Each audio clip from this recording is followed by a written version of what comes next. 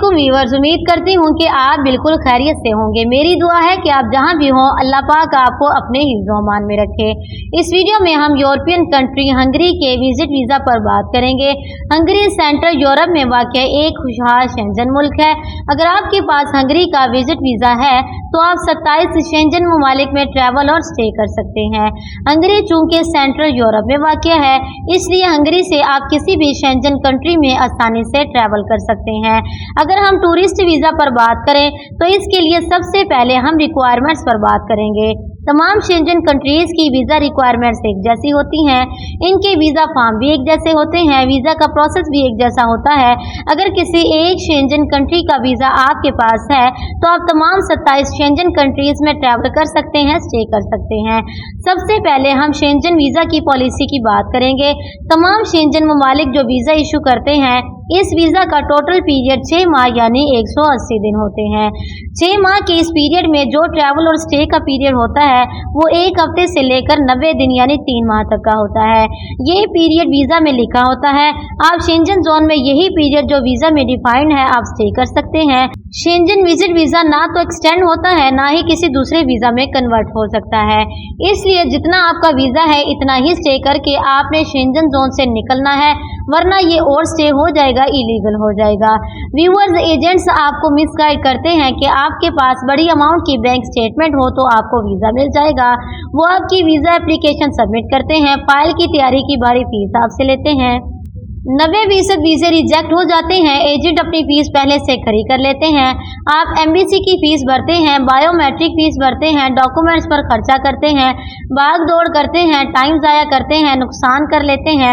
वजह ये होती है कि आपको ठीक से गाइड नहीं किया जाता। मैं आपको इस वीडियो में ये बताना चाहती हूँ कि बैंक स्टेटमेंट एक रिक्वायरमेंट ज़रूर है, लेकिन सबसे ज़रूरी चीज़ आपका प्रोफाइल है। कोई भी एम्बेसी आपके प्रोफाइल पर वीज़ा इशू करती है। सबसे पहले हम वीज़ा की बुनियादी रिक्वायरमेंट्स पर बात करेंगे, इसके बाद प्रोफाइल पर बात कर लेते हैं। शेंजन वीज़ा के लिए डॉक्यूमेंट्स की रिक्वायरमेंट कुछ इस तरह है कि एक अदद वीज़ा फॉर्म के साथ तमाम शेंजन कंट्रीज की ऑफिशियल वेबसाइट्स पर PDF में जो कि मौजूद है वो आप डाउनलोड करके प्रिंट लेके इसे फिल करेंगे। वीज़ा फॉर्म के साथ जो डॉक्यूमेंट्स लगेंगे वो हम थोड़ा तफसीलन डिस्कस करेंगे। सबसे पहले पासपोर्ट चाहिए जो 6 माह तक का वैलिड हो, इसमें 2 पेज खाली हो, एक अदद तस्वीर चाहिए, कौमी शनाख्ती कार्ड चाहिए। ये शनाख्ती डॉक्यूमेंट्स हैं। इसके बाद तमाम शेंजन ममालिक के वीज़ा के लिए आपको रोजगार का सबूत चाहिए, यानी अगर आप जॉब करते हैं तो जॉब लेटर और सैलरी स्लिप्स चाहिए। अगर आप गवर्नमेंट या सेमी गवर्नमेंट जॉब करते हैं तो आप अपने इदारे से वीज़ा अप्लाई करने और ट्रैवल करने के लिए NOC इशू करवा लें। अगर बिजनेस करते हैं तो चैम्बर ऑफ कॉमर्स का रजिस्ट्रेशन सर्टिफिकेट चाहिए, tax certificate, police verification certificate, bank statement चाहिए, FRC, MRC, polio vaccine certificate, corona vaccine certificate, travel insurance, cover letter और ट्रिप प्लान चाहिए। फ्लाइट बुकिंग और होटल बुकिंग होनी चाहिए। ये डॉक्यूमेंट्स वीज़ा अप्लाई करने के लिए हैं।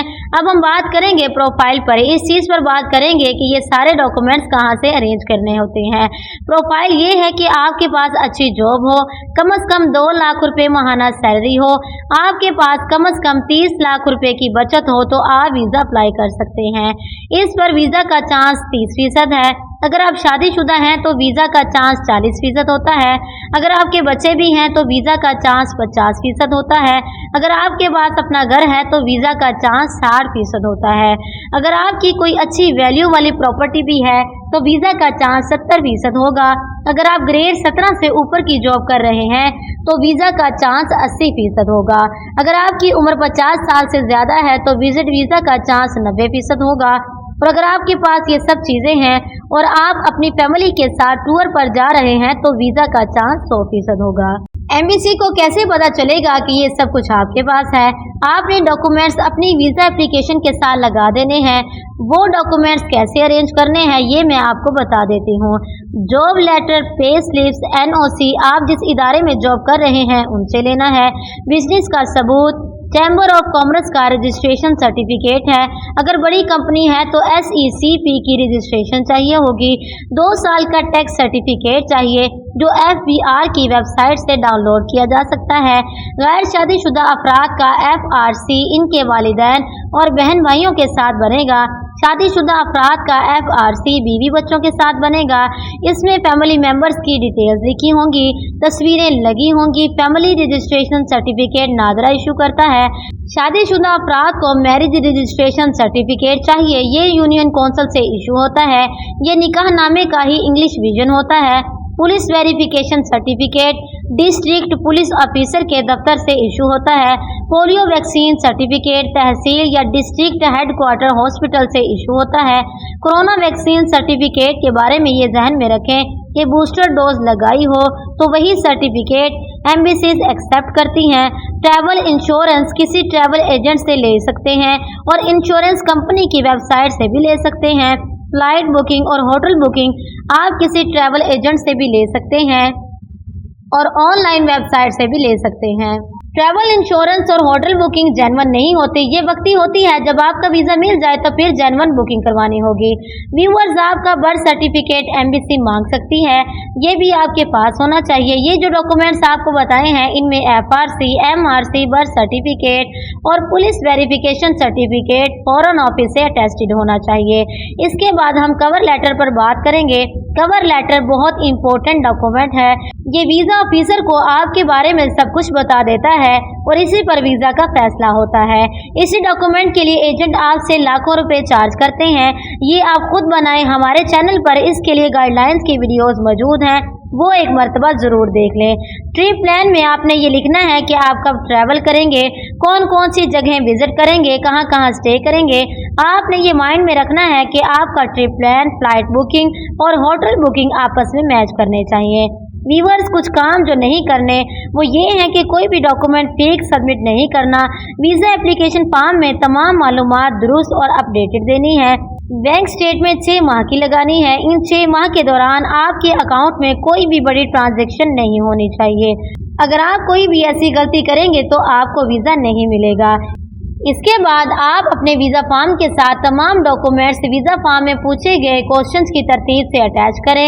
तमाम डॉक्यूमेंट्स के नाम का टैग लगाएं। आपकी फाइल तैयार हो गई। व्यूअर्स, अब हम बात करते हैं कि एप्लीकेशन को कैसे सबमिट करना है। व्यूअर्स, हंगरी एम्बेसी दूसरी शेंजन एम्बेसियों की तरह VFS ग्लोबल की खिदमात हासिल नहीं करती।